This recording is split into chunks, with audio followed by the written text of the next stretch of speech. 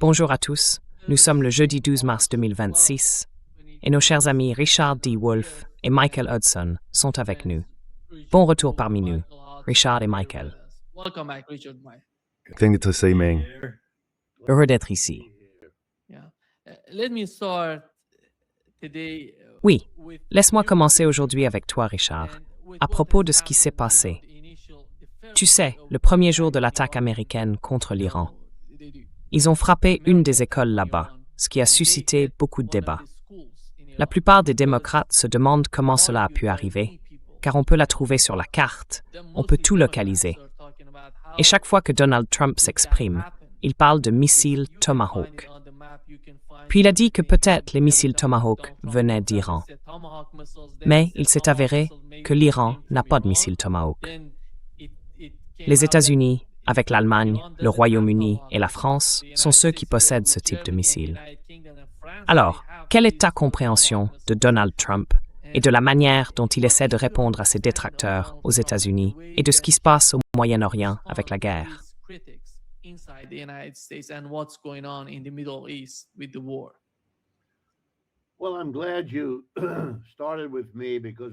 Eh bien, je suis content que vous ayez commencé par moi, parce que je vais répondre d'une manière un peu directe, avec une réponse dont je sais qu'elle est incomplète, puis laisser Michael et vous compléter et me corriger là où je me trompe. Je ne comprends pas la discussion qui a eu lieu où les gens semblent vouloir poser à M. Trump une question simple. Quel était l'objectif ici, afin que nous sachions quand vous l'aurez atteint et que nous puissions tous en parler avec un objectif clair? Et M. Trump a fait ce qu'il fait souvent. Il n'a pas répondu à cette question, mais a plutôt donné plusieurs réponses qui ne sont pas cohérentes entre elles. Est-ce un changement de régime? Est-ce pour mettre fin à leur programme nucléaire?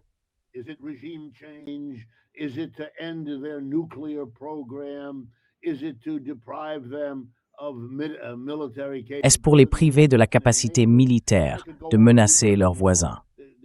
Je pourrais continuer. Vous les avez toutes entendues. Je n'ai aucun intérêt particulier dans cette affaire. Pourquoi pas? Parce que je pars du principe, dans ma manière de concevoir le monde, qu'une décision d'entrer en guerre, qui est l'une des décisions les plus lourdes que quiconque puisse prendre, est, comme toutes les décisions, grandes ou petites, déterminée par de nombreux facteurs qui ne vont pas tous dans le même sens. Tout dirigeant politique ayant jamais déclaré une guerre a dû affronter le fait que certains aspects rendaient la guerre judicieuse, tandis que d'autres la rendaient stupide et dangereuse, et qu'il ou elle les a pesés avant de prendre une décision. Je suppose que c'est ainsi que cela fonctionne.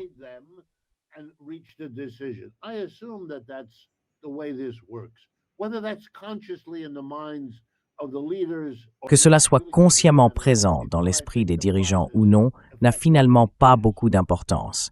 C'est selon moi ainsi que le processus fonctionne en pratique.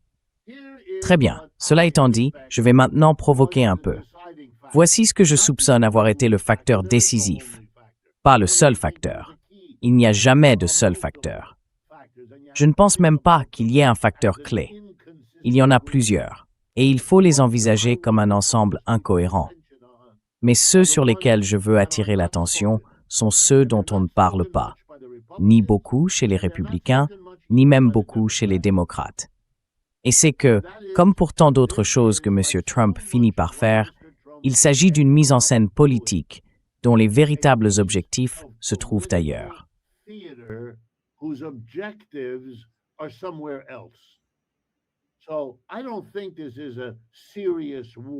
Je ne pense donc pas qu'il s'agisse d'une guerre sérieuse, au sens où l'on planifie un programme, où l'on prévoit des plans de secours. Voici ce que nous ferons si cela dure 2 semaines. Voici ce que nous ferons si cela dure 2 mois. Voici ce que nous ferons si cela dure 2 ans, et où l'on prend des mesures, où l'on organise ses alliés, et tout cela. Je vois que la plupart de ces éléments manquent, ce qui me conduit à la conclusion suivante.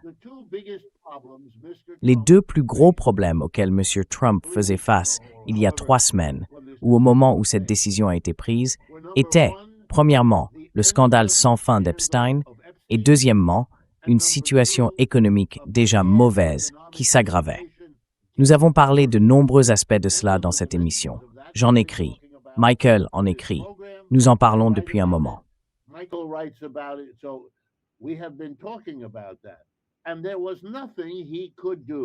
Et il n'y avait rien qu'il puisse faire.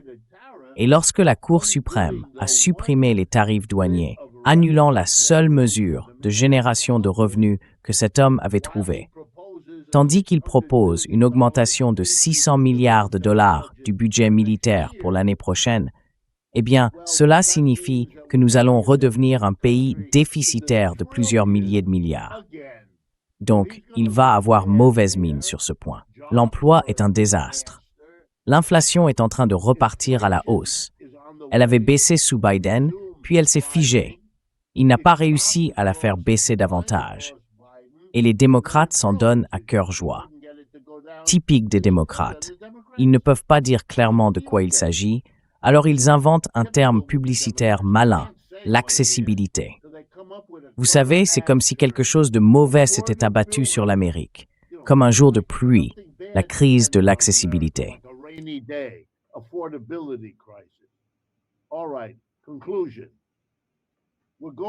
Très bien, conclusion. Nous partons en guerre, parce que la guerre fait disparaître Epstein des gros titres. Elle relègue la mauvaise situation économique au second plan, ou la fait disparaître de la une. Et à la place, elle concentre toute l'attention sur le commandant en chef, pendant qu'il parle des flammes, des bombes et de toute la mise en scène d'une guerre. Il veut une guerre spectacle, aussi longtemps qu'il le faudra pour distraire le peuple américain. Plus, il peut la faire durer sans que les conséquences ne reviennent, lui créer de nouveaux problèmes, ce qui finira par arriver. Mais pour l'instant, il a une distraction, et je ne vois rien d'autre qu'il pourrait faire, compte tenu de qui il est, qui lui offrirait ces avantages de diversion que cette manœuvre lui procure réellement. Le bénéfice secondaire?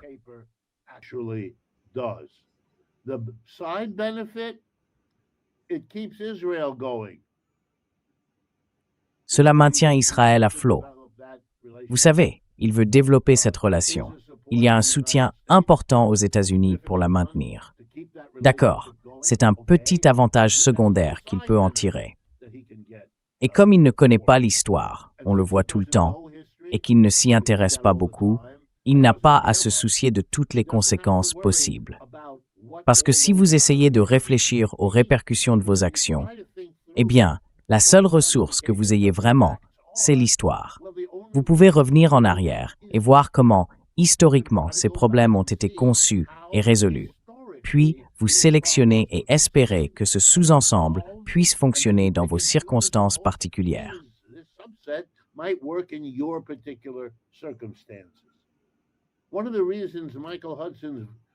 L'une des raisons pour lesquelles le travail de Michael Hudson sur l'histoire ancienne de la monnaie est si précieux, c'est que, comme Michael le sait sûrement, ce qu'il a découvert dans l'histoire est façonné par ce qu'il vit aujourd'hui. Ce qu'il veut que nous réfléchissions et voyions, ce sont les choses qui ont été faites dans le passé. Le rôle qu'a joué la monnaie, le rôle qu'a joué la politique monétaire, et qui peuvent nous donner des indices sur le présent. Mais Trump ne peut pas faire cela, car il n'a aucune idée, ni aucun respect pour les réalités historiques sur lesquelles il pourrait s'appuyer. Il finit donc par improviser, comme il le dit sans doute lui-même, et il improvise maintenant au moyen d'une guerre. Il n'est pas le premier président, ni le premier dirigeant politique, à être poussé vers la guerre par des considérations politiques intérieures. Ce n'est pas nouveau. Je ne veux pas dire qu'il soit le seul à l'avoir jamais fait, mais je pense que c'est bien ce qui se passe ici.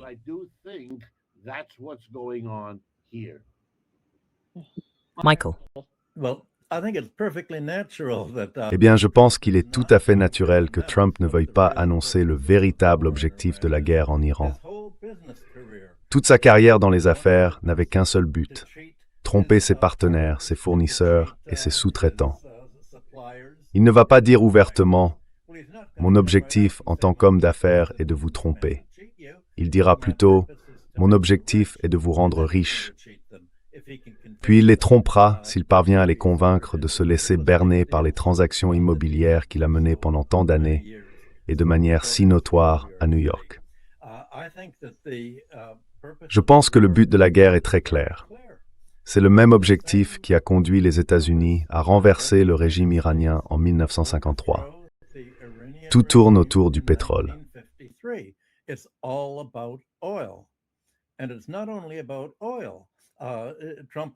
Et il ne s'agit pas seulement de pétrole. Trump a déclaré qu'il voulait instaurer son propre régime et permettre aux États-Unis de prendre le contrôle du pétrole iranien, tout comme il a tenté de le faire au Venezuela. C'est une répétition. Mais le contrôle de ce pétrole a une portée bien plus large. Ce qu'il essaie de faire, et ce qu'il a manifestement réfléchi et discuté avec d'autres nations, c'est de contrôler le commerce mondial du pétrole. On ne peut pas contrôler le commerce du pétrole sans non seulement dominer le marché pétrolier mondial, mais aussi isoler les pays qui ne sont pas sous son contrôle dans ce commerce, comme la Russie, l'Iran et autrefois le Venezuela. Donc je pense que tout tourne autour du pétrole.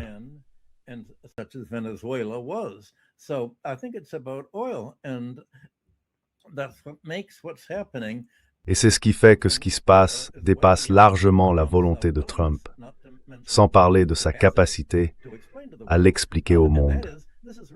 C'est véritablement le début de la Troisième Guerre mondiale et de tous les réalignements qu'elle entraînera.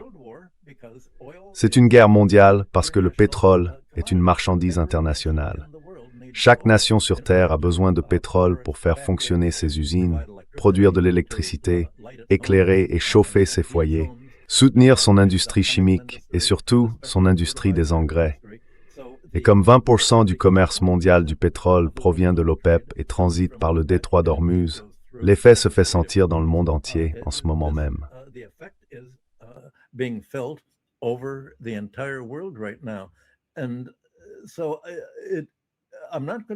Je ne vais donc pas essayer de lire dans les pensées de Trump, ni même d'expliquer ce qui se passe en ce moment au Proche-Orient, car tous vos invités militaires dans votre émission peuvent le faire. Mais je pense pouvoir voir où tout cela mène à l'avenir. Et c'est justement de l'avenir qu'il s'agit dans cette guerre. Comment le monde sera-t-il structuré à partir de maintenant? Sous le contrôle des États-Unis ou sous l'indépendance de l'Iran? Je veux donc parler de ce que les deux pays prévoient pour l'avenir. Chacun d'eux a un plan, et de ce que cela signifie pour le pétrole. L'Iran a déclaré que la guerre continuerait jusqu'à ce qu'il atteigne son objectif principal, chasser définitivement les États-Unis du Moyen-Orient.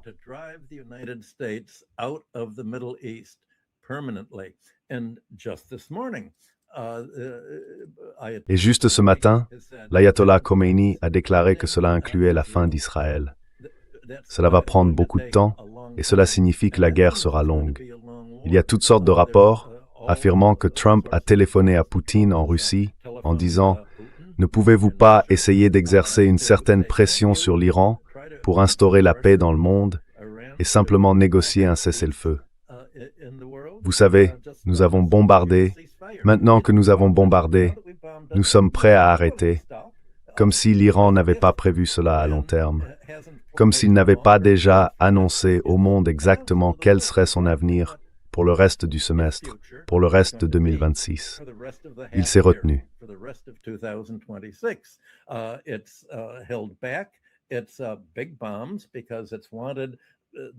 Il utilise de grosses bombes parce qu'il veut frapper Israël et les bases militaires américaines et forcer les pays de l'OPEP à épuiser toute leur défense aérienne et antimissiles face aux attaques de drones iraniens et à l'emploi de ces vieux missiles.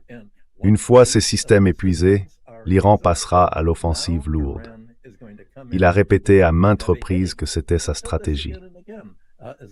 C'est pourquoi, l'année dernière, et de nouveau pendant la guerre de juin dernier, il a démontré sa capacité à pénétrer les défenses israéliennes et par conséquent celles des bases militaires américaines à volonté. Il essaye donc de dire « Regardez, si vous nous attaquez vraiment, voici ce qui va se passer ».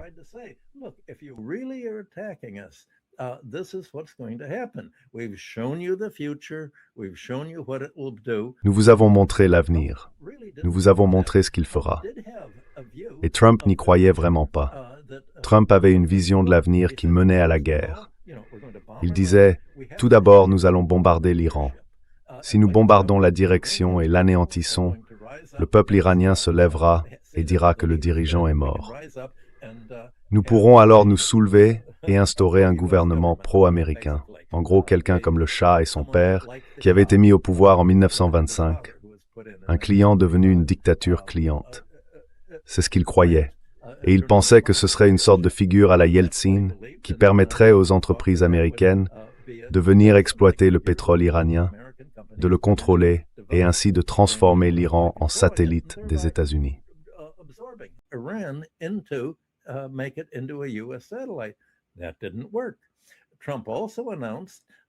Cela n'a pas fonctionné. Trump a également annoncé, et l'armée a annoncé, nous allons soutenir les Kurdes. Nous allons faire à l'Iran ce que nous avions prévu de faire à la Russie et à la Chine.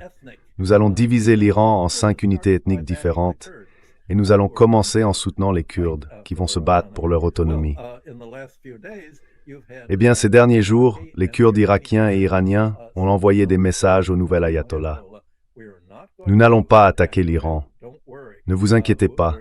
Nous savons que ce serait suicidaire. Nous avons déjà trop perdu en faisant confiance aux États-Unis par le passé et en étant anéantis.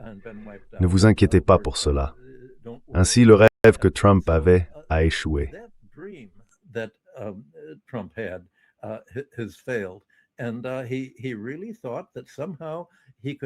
Et il pensait vraiment qu'il pourrait, d'une manière ou d'une autre, détruire toutes les défenses antimissiles de l'Iran et en somme choquer l'Iran comme l'Amérique l'avait fait avec l'Irak lors de la guerre de 2003.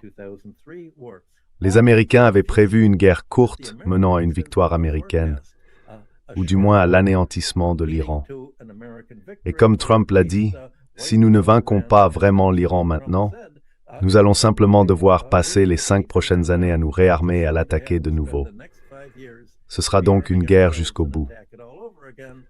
Eh bien, l'Iran dit aussi, vous avez tout à fait raison. Ce sera une guerre pour mettre fin à toute l'occupation américaine du Proche-Orient.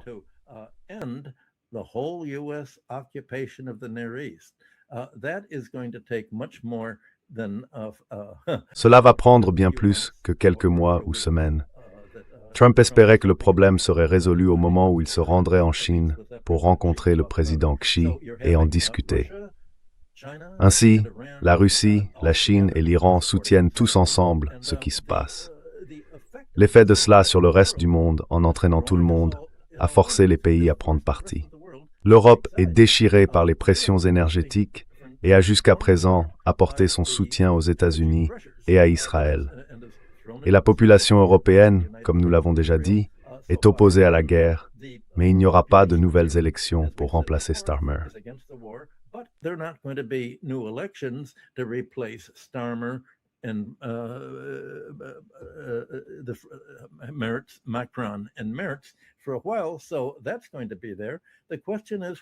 Pendant un certain temps, cela va rester ainsi. La question est, que vont faire les pays asiatiques? Eh bien, bloquer le détroit d'Ormuz pendant 6 mois provoque non seulement un blocage du pétrole, mais aussi du gaz naturel. Et les principales victimes de tout cela sont la Corée du Sud et le Japon. Que vont-ils faire à ce sujet? Cela signifie que nombre de leurs grandes industries vont devoir fermer. Cela signifie du chômage. Cela signifie également une contraction du PIB pour l'Europe. Ainsi, les alliés de l'Amérique vont supporter le coût principal. Et pour éviter que cette crise mondiale ne provoque une dépression mondiale semblable à celle de 1929 à 1931, Trump a déclaré « Très bien, nous laissons la Russie fournir le monde en pétrole. » Il essaye d'empêcher la Russie de fournir la Chine en pétrole.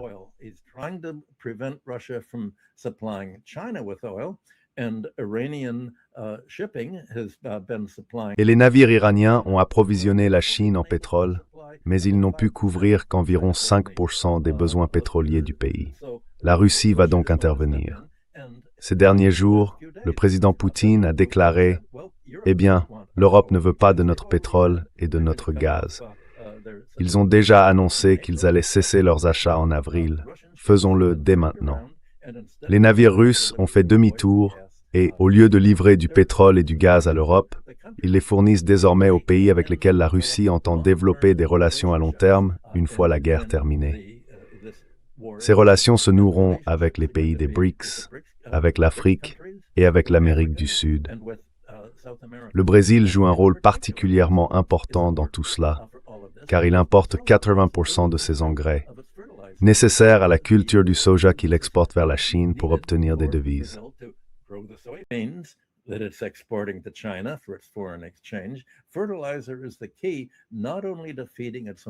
L'engrais est la clé, non seulement pour nourrir sa propre population, mais aussi pour soutenir la balance des paiements d'autres pays. Les pays du Sud global sont littéralement étranglés par la hausse des prix du pétrole et du gaz, et leur incapacité à se procurer de l'engrais risque de provoquer des échecs de récolte en Afrique et en Amérique du Sud. La seule façon d'éviter cela, tant que le détroit d'Ormuz reste fermé au pétrole de l'OPEP, est de s'approvisionner auprès de la Russie ou de l'Iran. Or, l'Iran va continuer à soutenir principalement la Chine. Donc c'est vraiment la Russie qui va développer tout cela. Ainsi, alors que le plan des États-Unis était de s'emparer de l'Iran et de restructurer le commerce mondial du pétrole, il s'avère que cette restructuration renforcera probablement l'Iran et la Russie à long terme, à moins que les États-Unis n'anéantissent l'Iran.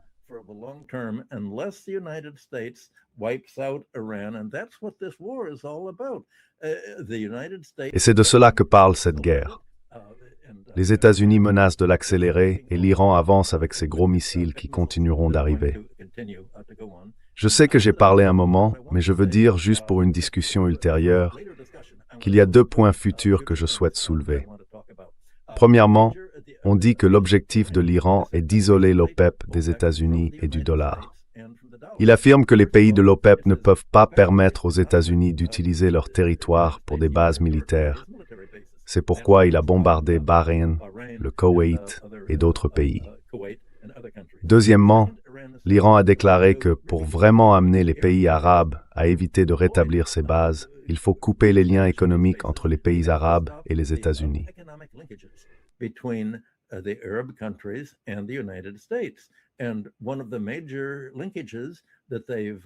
Et l'un des principaux liens qu'ils ont soulignés concerne les grandes entreprises informatiques qui souhaitent disposer de centres de données pour traiter l'intelligence artificielle, Google, Microsoft et les autres. Les Iraniens ont donc déclaré « Nous allons bombarder suffisamment de leurs installations ici pour qu'ils ne puissent pas le faire. » Et ils ont formulé une dernière exigence, vraiment radicale, à l'égard des autres pays arabes. Vous devez commencer à vous désinvestir des États-Unis. L'ensemble de vos immenses économies nationales, ainsi que les économies personnelles des monarchies arabes, ont été investies dans des actions et obligations américaines, principalement des obligations et des dépôts bancaires. Vous devez vous désinvestir des États-Unis. Eh bien, cela se produit déjà volontairement de la part des pays arabes, car ils affirment, en particulier l'Arabie saoudite, « Nous sommes une économie très fortement endettée. »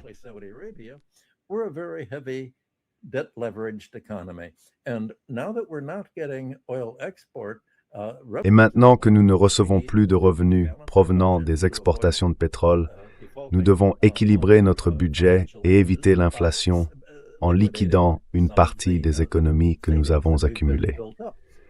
Vous voyez donc déjà les pays arabes commencer à vendre ces économies. C'est l'une des choses qui se passe. Une autre, qui va se produire à la suite de cette Troisième Guerre mondiale, ressemble beaucoup à ce qui s'est passé après la Seconde Guerre mondiale. Cela va mettre fin aux monarchies dans de nombreux pays arabes, membres de l'OPEP. Vous avez déjà vu le roi de Bahreïn, qui était un protégé de l'Arabie saoudite. Il a fui le pays et s'est réfugié en Arabie saoudite. Bahreïn a une population majoritairement chiite, tandis que le roi est sunnite.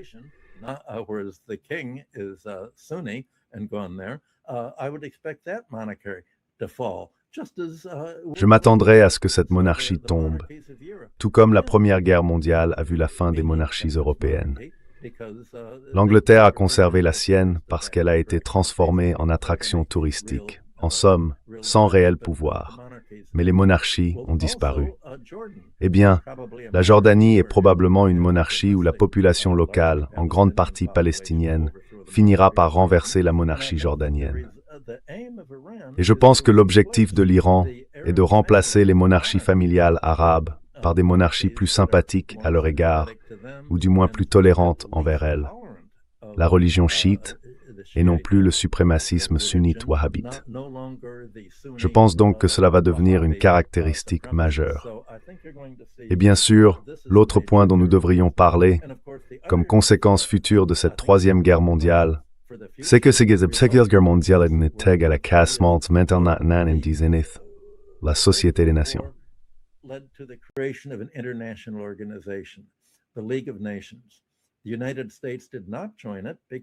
Les États-Unis n'y ont pas adhéré parce qu'ils ont déclaré « Nous ne rejoindrons aucune organisation internationale dans laquelle nous n'avons pas de droit de veto. Personne ne nous dira quoi faire. » Eh bien, le monde est tombé dans la dépression puis dans la Seconde Guerre mondiale.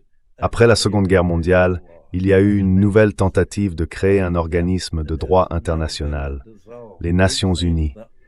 Celui-ci a désormais été dissous.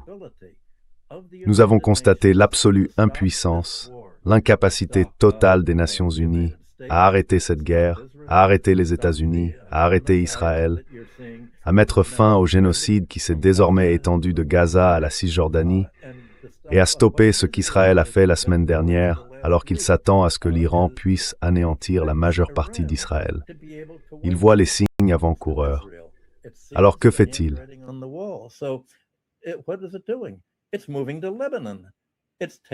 Cela se déplace vers le Liban. Cela prend le contrôle du Liban en disant « Si nous ne pouvons pas vivre en Israël et que tout est bombardé, eh bien il y a un pays qui ne l'est pas, le Liban. Nous allons le bombarder juste assez pour pouvoir nous y installer. » On assiste donc à une attaque complète contre le Liban, une agression militaire dans le monde menée par l'axe États-Unis-Israël et ses alliés. Le résultat probable de tout cela sera soit une restructuration de l'ONU, soit, plus vraisemblablement, la création d'une toute nouvelle organisation qui n'aura pas de droit de veto américain, ne sera pas sous contrôle américain, disposera de son propre financement et de son propre budget, et quittera probablement New York. Comme nous l'avons dit, le secrétaire général Guterres a déclaré que l'ONU était en faillite et devrait de toute façon quitter New York d'ici août.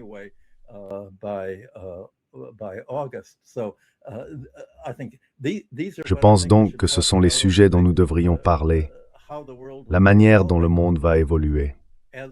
À mesure que la guerre s'apaise, quels qu'en soient les résultats, il semble que l'Iran sera le facteur déterminant en matière de calendrier, certainement pas les États-Unis.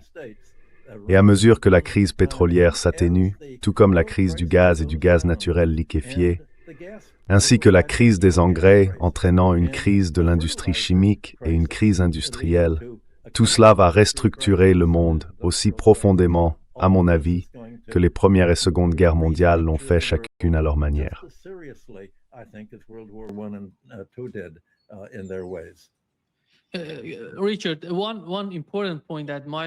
Richard, un point important que Michael vient de mentionner concerne les engrais. Nous avons appris des agriculteurs américains qu'en raison de la guerre déclenchée par Donald Trump, le prix des engrais a fortement augmenté et les gens en parlent aux États-Unis. D'un autre côté, Richard, permettez-moi de me concentrer un peu sur les conséquences à long terme de ce que fait Donald Trump, par exemple pour la Corée du Sud, pour le Japon et pour tous ces États arabes du Golfe Persique.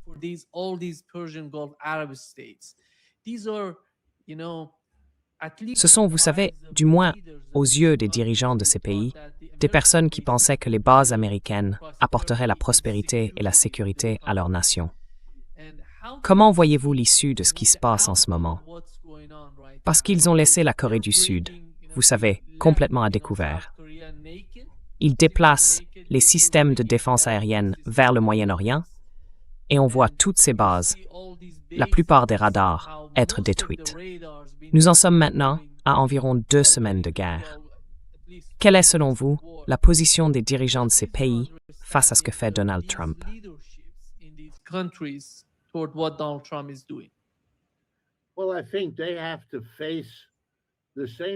Eh bien, je pense qu'ils doivent affronter la même réalité que celle à laquelle les États-Unis sont confrontés et dont nous discutons depuis des mois. Cela me frappe tellement que je n'ai pas d'autre choix que de vous le dire. Nous vivons le déclin de l'Empire américain. On m'a demandé d'innombrables fois, quelles sont vos preuves pour penser cela? Et autrefois, je pointais du doigt l'économie et les difficultés que nous rencontrons. Mais je n'ai plus besoin de le faire. Cette guerre est littéralement un chapitre du déclin de l'Empire. Quand l'un des principaux responsables iraniens déclare, comme Michael l'a répété il y a quelques minutes, que l'objectif de l'Iran est de chasser les États-Unis du Moyen-Orient, tout est dit.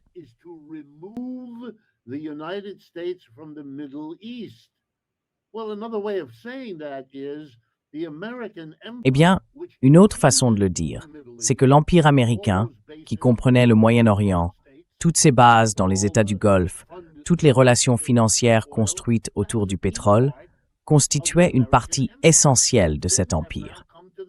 Et nous en sommes maintenant arrivés au point où une partie de cet empire, l'Iran, contrainte par la nature du marché mondial du pétrole et tout le reste d'en faire partie, est désormais en position d'agir de manière autonome.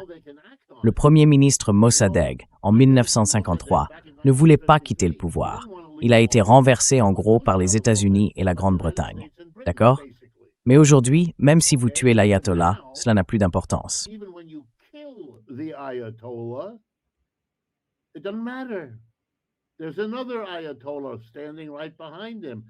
Il y a un autre ayatollah juste derrière lui, et il y en aura un autre s'il tue ce jeune homme, car les conditions ne sont plus celles d'autrefois. Vous avez maintenant un empire en difficulté, qui peine à définir ce qu'il peut et ne peut pas faire. Alors, quand vous demandez ce qu'il advient de la Corée du Sud, ma réponse est, c'est précisément ce que nous observons. La prise de conscience, dans l'esprit de tous ces gouvernements du Moyen-Orient, dans ces 7 ou 8 États du Golfe, vous savez, les Émirats arabes unis, Bahreïn, le Koweït, Oman, tous, qu'avoir une base militaire américaine n'est pas seulement une chose formidable, c'est aussi une chose terrible. Cela fait de vous une cible. Mais on ne peut être une cible que si d'autres forces se referment sur l'Empire. Alors, quelle est la conclusion?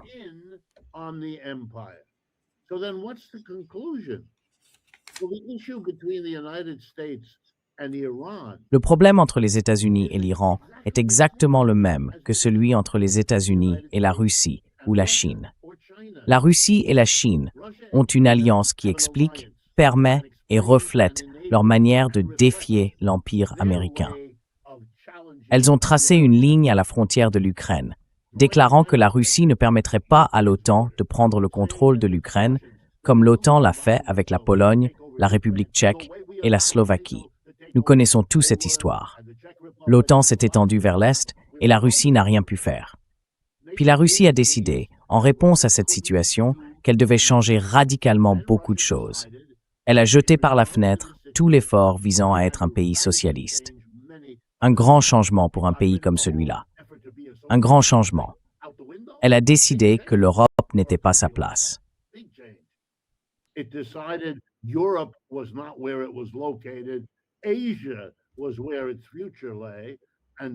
L'avenir se trouvait en Asie et elle a remplacé l'Europe par la Chine. Ce sont là des changements énormes dans la situation mondiale. Les États-Unis ont donc un choix à faire, n'est-ce pas, face à la Russie et à la Chine. Ils peuvent soit se battre pour maintenir l'Empire, au risque de provoquer une troisième guerre mondiale. La troisième guerre mondiale est désormais à l'ordre du jour avec l'Iran. On en parle, en tout cas. C'est déjà un pas en avant. C'était le même problème auparavant.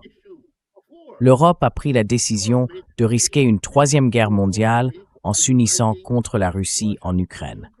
Cette décision a été prise par les Européens parce qu'ils pensaient, sans l'admettre, qu'ils pouvaient consolider l'Empire américain dont ils dépendent. Grosse erreur.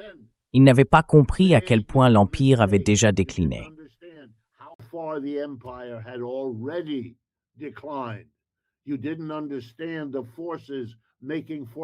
Vous n'avez pas compris les forces qui entraînent un déclin encore plus profond. Vous avez donc soutenu le mauvais cheval, et ils en paient le prix aujourd'hui. Keir Starmer, dans les premiers jours de toute cette affaire, s'est levé et a déclaré « Je n'autoriserai pas les Américains à utiliser les bases aériennes britanniques ». 24 heures plus tard, il était favorable à la guerre, et 24 heures après, il s'y opposait. Et maintenant, M. Starmer, et c'est vraiment important, M. Starmer, dont la popularité est au plus bas, comme celle de M. Trump, mais en pire, qui n'a aucune chance de gagner les prochaines élections, ni de rester au pouvoir, parcourt la Grande-Bretagne, si vous suivez bien, comme moi, en attaquant Badenoch, la chef du Parti conservateur, et Farage, le chef du Parti réformiste. Il y a 3 partis qui comptent en Angleterre à ce stade, et ils les attaquent parce qu'ils sont pro-américains dans cette guerre.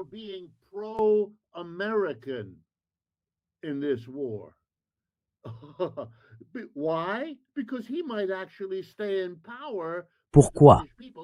Parce qu'il pourrait effectivement rester au pouvoir, puisque les Britanniques, comme les Américains, ne veulent pas d'une guerre en Iran. Il pourrait sauver sa position intérieure en se réjouissant du déclin de l'Empire américain. Quand votre allié le plus proche vous traite de cette manière, c'est fini. Bien sûr, personne ne l'admettra. Mais la logique même des arguments que nous défendons, Michael, toi et moi, depuis des mois, c'est bien cela. C'est l'étape suivante, logique et prévisible, dans le démantèlement de l'Empire en tant que force politique. Et si Michael a raison, une force militaire s'est constituée, capable de dire aux États-Unis « Soit vous quittez le Moyen-Orient », ce qu'un haut responsable iranien a déclaré la semaine dernière sans qu'aucun démenti ne suive. « Notre objectif », demanda le journaliste, « combien de temps allez-vous vous battre ?»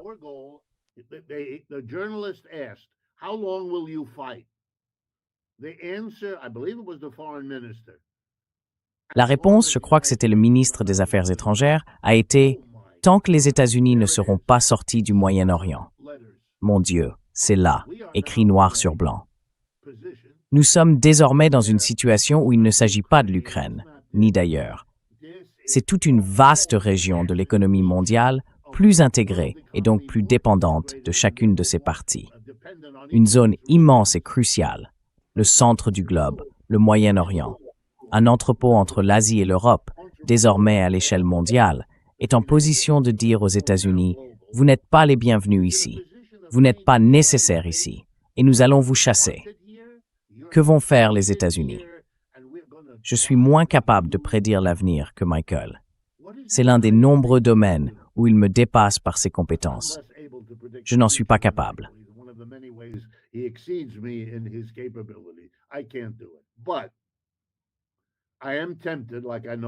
Mais je suis tenté, comme je sais que Michael l'est aussi. Et ma tentation, c'est de dire ici que M. Trump devrait écouter le message de Joe Rogan et de Megyn Kelly. Il devrait écouter, partir maintenant, limiter les dégâts. Parce que comptez-vous faire? Prendre le contrôle de l'Iran? 92 millions de personnes mèneront une guerre de guérilla contre vous pour toujours. C'est ce qu'ils vous disent. Vous ne pourrez pas extraire de pétrole de ce pays. Chaque fois que vous installerez un oléoduc, ils le feront exploser. Nous connaissons cette histoire. Nous avons déjà vu ce film. Il faut admettre que l'Empire est terminé. Asseyez-vous avec les Iraniens, les Russes et les Chinois, tant qu'ils reconnaissent encore qu'ils auraient eux aussi intérêt à conclure un accord avec vous, plutôt qu'à attendre de voir jusqu'où vous irez. C'est l'option que nous avons. Le reste, c'est de la fiction.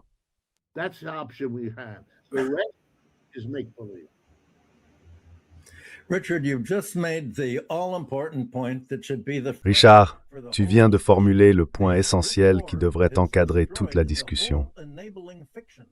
Cette guerre a détruit toute la fiction fondatrice qui a sous-tendu la politique américaine de la guerre froide et son soutien à Israël, ainsi que ses guerres contre la Russie, l'Ukraine et l'Iran. Cette fiction fondatrice voulait que le monde ait besoin de la protection des États-Unis contre une invasion de l'Europe par la Russie, une absurdité. Contre une conquête militaire de l'Asie par la Chine, autre absurdité. Ou contre une attaque de l'Iran. L'Iran n'a attaqué personne. Il s'avère, comme tu viens de le démontrer parfaitement, qu'au lieu de protéger le monde des ennemis de l'Amérique, ce sont les États-Unis qui sont les grands créateurs du chaos.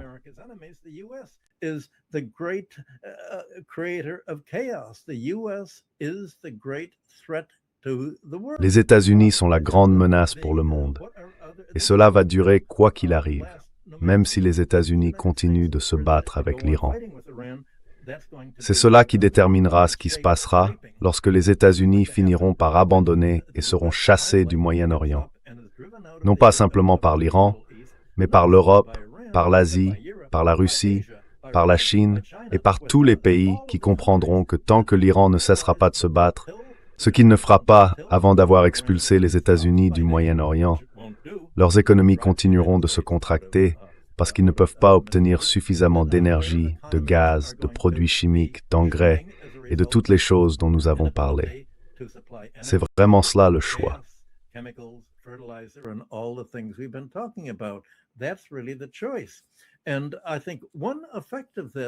Et je pense qu'un des effets de cela ne se limitera pas au commerce, pour le commerce du pétrole et pour leur croissance économique, mais qu'il sera aussi financier. Et c'est là que la guerre actuelle, que je tiens à appeler la Troisième Guerre mondiale, sera différente des Première et Deuxième Guerres mondiales. Après la Première Guerre mondiale, le dollar s'est imposé comme monnaie suprême parce que les États-Unis ont exigé que les pays alliés remboursent leurs dettes de guerre pour les armes qu'ils avaient achetées avant l'entrée des États-Unis dans le conflit. Ils ont dit « Très bien, nous vous paierons.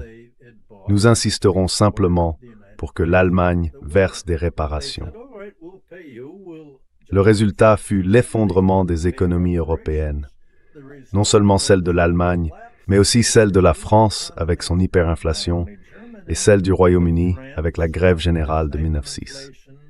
Et ensuite, nous avons eu la Grande Dépression.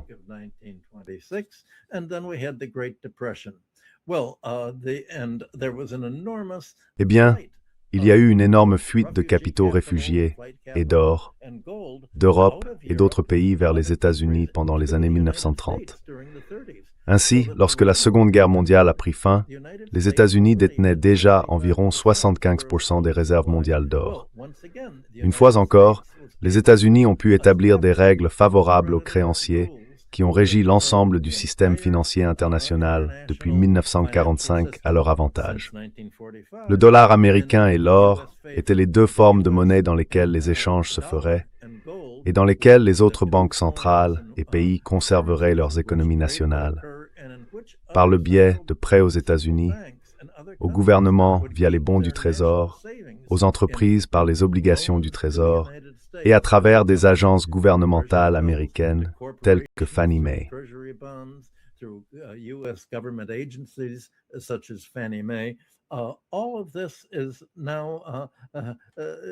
Tout cela est désormais menacé, non pas par d'autres pays qui se rebellent et affirment que c'est injuste, mais par le fait que les États-Unis eux-mêmes ont détruit le système en instrumentalisant le dollar, en transformant le système financier lui-même en arme pour imposer des sanctions et forcer leurs alliés à en faire autant contre le pétrole russe, le pétrole iranien, et à isoler l'Iran depuis 1969, lorsque le Shah a finalement été chassé.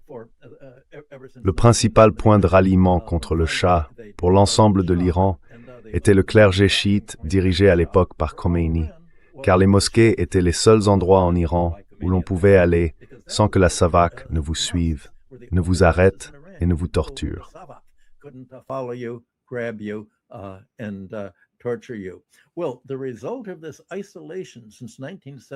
Eh bien, le résultat de cet isolement depuis 1969 a été que d'autres pays, au lieu de lier leur pétrole à l'Iran, l'ont lié aux pays arabes de l'OPEP, qui n'étaient pas isolés. Et on l'a bien vu lors du vote aux Nations Unies qui a eu lieu hier. C'est incroyable. Les États-Unis et leurs alliés ont parrainé un vote accusant l'Iran d'avoir attaqué l'Amérique et Israël, alors qu'il en était en réalité la victime. Et pourtant, plus de pays ont soutenu cette résolution contre l'Iran que n'en avait jamais soutenu une proposition du Conseil de sécurité dans toute l'histoire des Nations Unies. Nous sommes donc confrontés à une situation où le monde entier ne pense qu'à son pétrole, à l'endroit où il va se le procurer, auprès des monarchies arabes.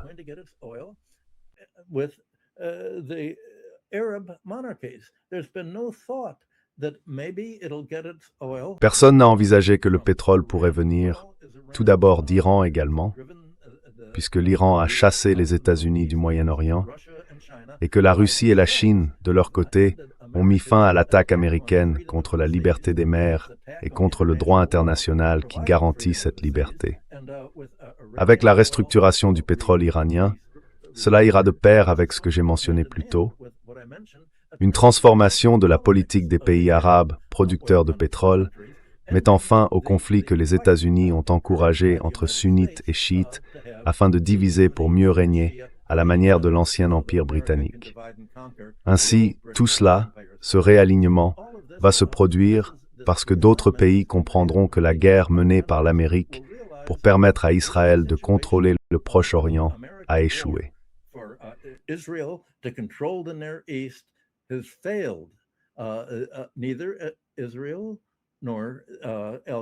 Ni Israël, ni Al-Qaïda en Syrie, les terroristes wahhabites, ni les États-Unis ne peuvent protéger notre pétrole. Il semble que la seule façon de reprendre l'approvisionnement en pétrole pour le monde entier soit selon les conditions de l'Iran. Les bases américaines doivent être retirées du Proche-Orient et les monarchies arabes doivent soit se découpler, leurs finances et leurs investissements étrangers, de leurs centres informatiques situés là-bas. À moins que cela ne se produise, le monde entier continuera de se rétrécir. C'est le choix qui s'offre à lui. Et c'est ce qui fait de ce conflit une guerre mondiale qui ne peut maintenir le système économique actuel, sauf au prix d'une dépression semblable à celle des années 1930 pour tous les alliés de l'Amérique, en conséquence de la guerre. C'est cela qui a brisé toute la fiction permissive, selon laquelle l'Amérique protège le monde, au lieu de le terroriser, de le déstabiliser et de semer le chaos dans l'économie mondiale.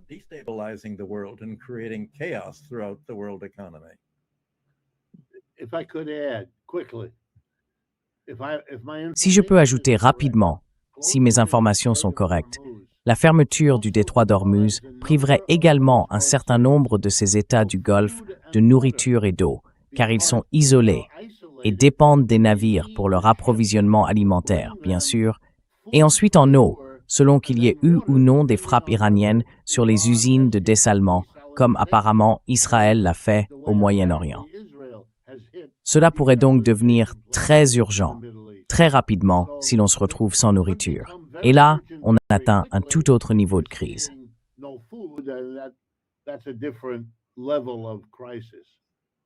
Mais maintenant, laissez-moi dire ce point que Michael a soulevé.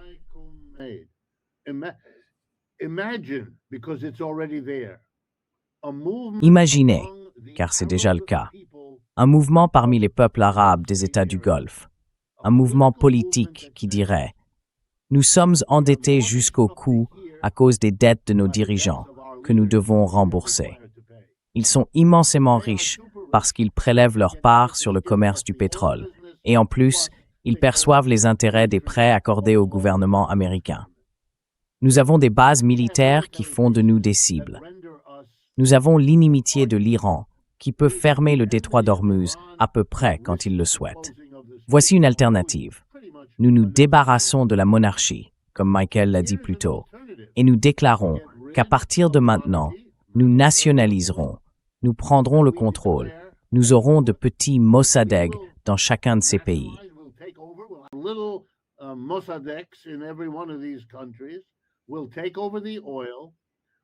Nous prendrons le contrôle du pétrole.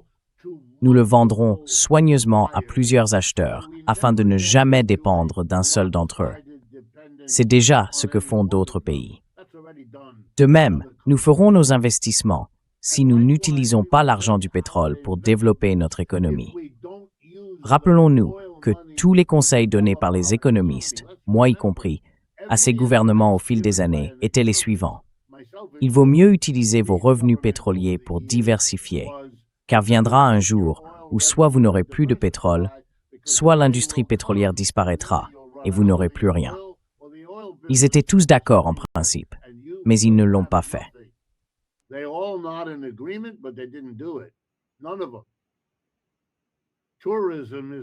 Aucun d'entre eux.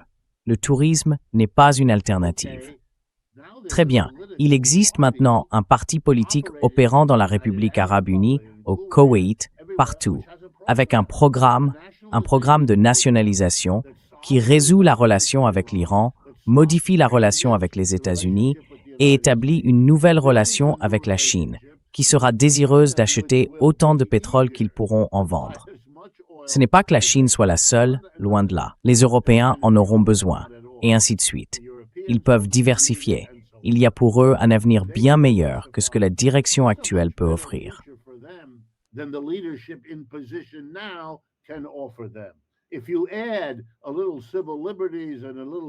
Si vous ajoutez un peu de liberté civile et un peu de droit civique, waouh! Et un Parlement qui compte vraiment, avec un véritable vote, vous commencez à avoir un programme de changement politique progressiste au Moyen-Orient qui a une réelle chance. Et cela n'a pas fait partie de l'équation dans cette région du monde depuis un bon moment. Et cela fait écho, voilà l'ironie, à des idées qui avaient été avancées il y a de nombreuses années sur l'avenir de l'Iran par le parti Tudeh dans ce pays, qui organisait des conférences et des débats. Je me souviens de certains d'entre eux. C'est de là que me vient cette idée. C'est donc plutôt une conception d'inspiration moyen-orientale de leur position dans cette partie du monde. Dernière chose, il faut qu'il y ait une compréhension. Tout le monde devrait comprendre.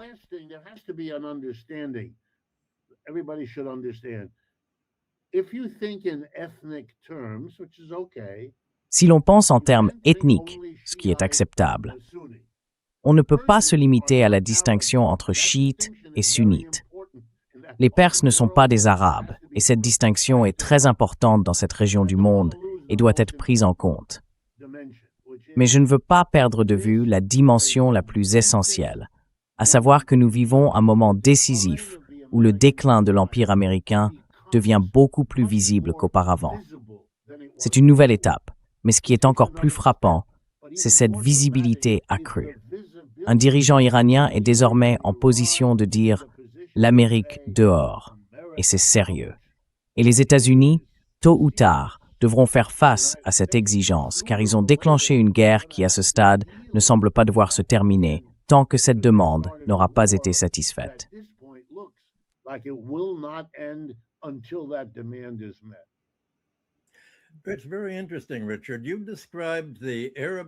C'est très intéressant, Richard. Vous avez décrit les pays arabes comme se trouvant dans une situation similaire à celle de l'Iran vers 1905, lorsqu'il a tenté de se débarrasser de la dynastie régnante qui gouvernait le pays depuis 100 ans et avait invité la Grande-Bretagne à obtenir toutes sortes de concessions commerciales, notamment dans le commerce du tabac. L'Iran a réécrit sa constitution afin d'évincer cette famille régnante. Et finalement, en 1925, il y eut une révolte plus large visant à remplacer la dynastie par un autogouvernement des Iraniens dans leur ensemble. Mais les Britanniques sont intervenus, comme ils le faisaient depuis des décennies, et ont installé un chef militaire, le père du Shah, lui aussi Shah, qui agissait essentiellement comme un oligarque client au service de la Grande-Bretagne.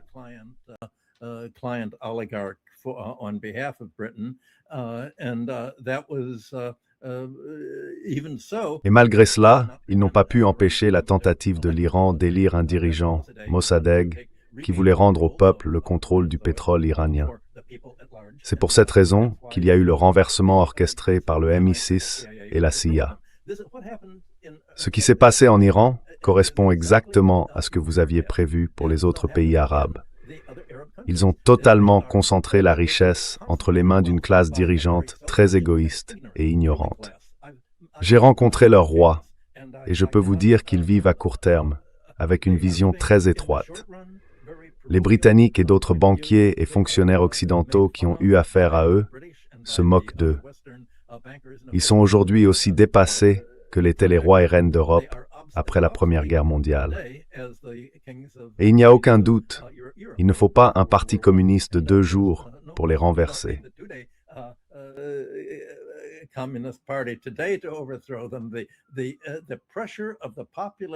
La pression venant des populations elles-mêmes, on pourrait même parler de pression démocratique, découle du fait que la majorité des gens savent qu'ils sont opprimés en tant que travailleurs à bas salaire, tandis que ces rois possèdent une richesse si immense qu'ils la gaspillent entièrement. Vous parlez de diversifier l'économie. Qu'ont-ils fait? Ils se sont diversifiés dans le logement de luxe, tous ces immenses projets immobiliers et le tourisme. Mais le tourisme et le logement de luxe ne constituent pas une diversification de la base économique. C'est précisément là que réside le problème.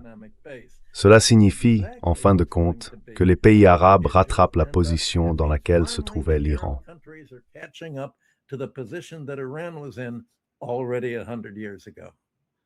Il y a déjà 100 ans, juste en guise de note de bas de page, souvenons-nous de l'Empire britannique. Lorsqu'il était enfin en train de mourir et d'être chassé de l'Inde, de l'Asie et d'ailleurs, il a compris qu'en partant, il ferait quelque chose de semblable à ce que font parfois les armées lorsqu'elles battent en retraite. On appelle cela une politique de la terre brûlée. La version britannique de cette politique consistait à diviser le territoire qu'ils étaient contraints d'abandonner, à trouver toutes les forces possibles qui se montraient hostiles les unes envers les autres, et à exacerber cette hostilité. Regardez comment les Britanniques ont défait tout ce que Mahatma Gandhi essayait d'accomplir. Ils voulaient rapprocher les peuples hindous et musulmans de bien des manières, et ils ont veillé à ce que cela n'arrive pas. La grande séparation, le Bangladesh, plus tard le Pakistan, tout cela.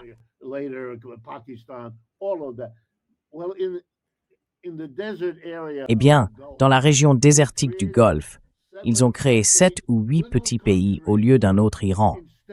L'Iran est grand, ces pays sont très petits. Ils ont compris qu'ils auraient plus de facilité à gérer et à manipuler les choses s'ils mettaient une famille à la tête de ces quelques kilomètres carrés et une autre famille un peu plus loin. Ainsi, ce serait l'émir ici et le cheikh là-bas, et ils pouvaient les acheter ou les remplacer facilement. Et lorsque l'Empire américain, après la Seconde Guerre mondiale, a remplacé les Britanniques, ce dispositif était prêt à l'emploi pour qu'ils puissent continuer de la même manière. Les Iraniens, d'une certaine façon, avaient déjà dû lutter contre les Britanniques qui tentaient de faire la même chose chez eux. Ils savaient très bien à quoi ils avaient affaire.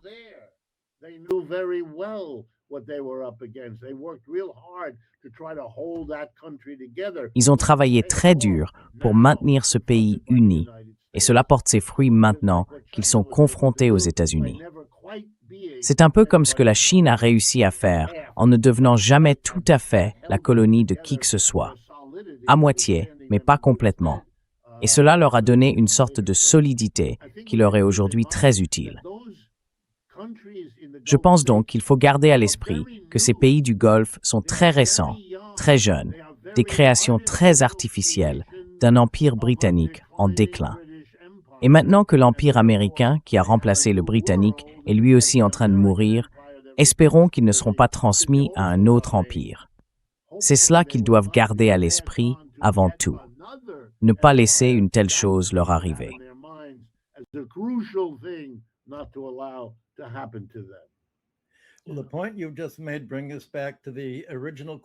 Eh bien, l'argument que vous venez d'avancer nous ramène à la question initiale que pose Nima. Quel est le plan des États-Unis? Le plan américain a toujours été à court terme. Il s'agissait de ce que les Allemands appelaient une Fröhlich Krieg, une guerre joyeuse, une guerre courte. Ils attaqueraient l'Iran, le peuple se soulèverait, Trump nommerait un nouveau dirigeant et l'Iran entrerait dans l'orbite américaine. C'était une vision à court terme, sans aucune conscience des conséquences à long terme. Et jusqu'à présent, les pays arabes, la situation que vous avez décrite, avec la Grande-Bretagne ayant mis en place une stratégie de division pour régner, confiant chaque royaume local à un souverain, un clan ou une famille particulière, ont été empêchés de s'organiser à une échelle plus large. Cela a contraint les pays arabes à vivre dans le court terme depuis 100 ans. Et ce dont vous et moi parlons, car Gray dans ce terme, car le court terme c'est le chaos.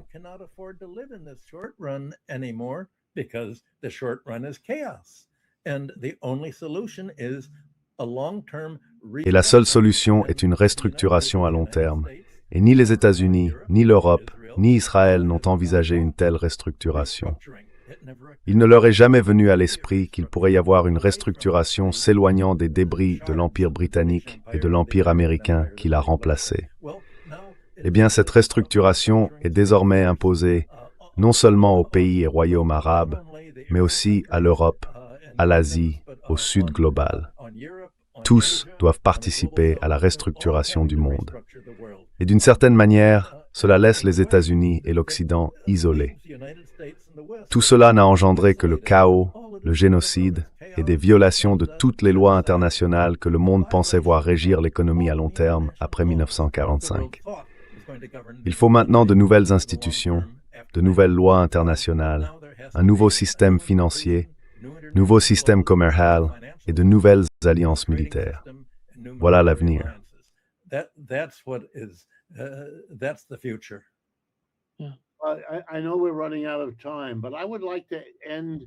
Je sais que nous manquons de temps, mais j'aimerais terminer en posant une question à Nima.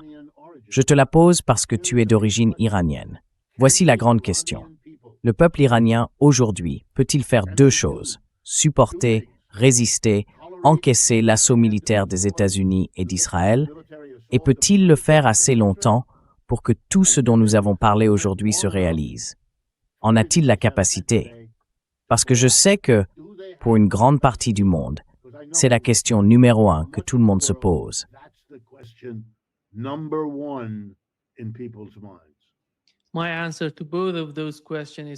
Ma réponse à ces deux questions est oui, car l'Iran ne voit aucune autre solution à la situation actuelle.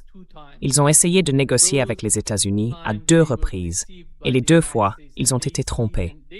Ils ont eux-mêmes déclaré qu'il n'y avait pas de cessez-le-feu. Ils ne pensent ni à un cessez-le-feu, ni à des négociations avec les États-Unis. Alors, quelle est la voie à suivre pour eux, pour le peuple iranien? Ils ne mettront pas fin à ce conflit, à cette guerre, aussi facilement, car ils savent que s'ils acceptent une forme de cessez-le-feu, ils seront attaqués encore et encore. Ils ne veulent pas de cela, et ils ne vont pas dans cette direction.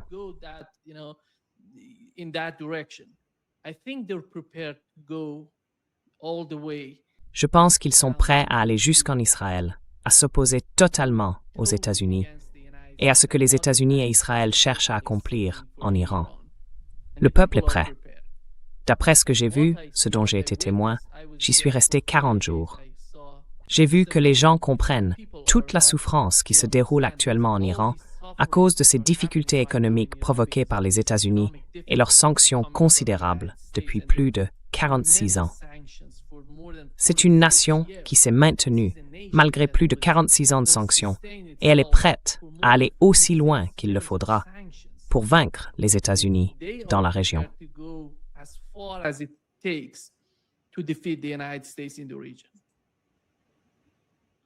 Très bien. C'est ce que je voulais savoir. Oui, merci beaucoup d'être avec nous aujourd'hui. Un grand plaisir, comme toujours.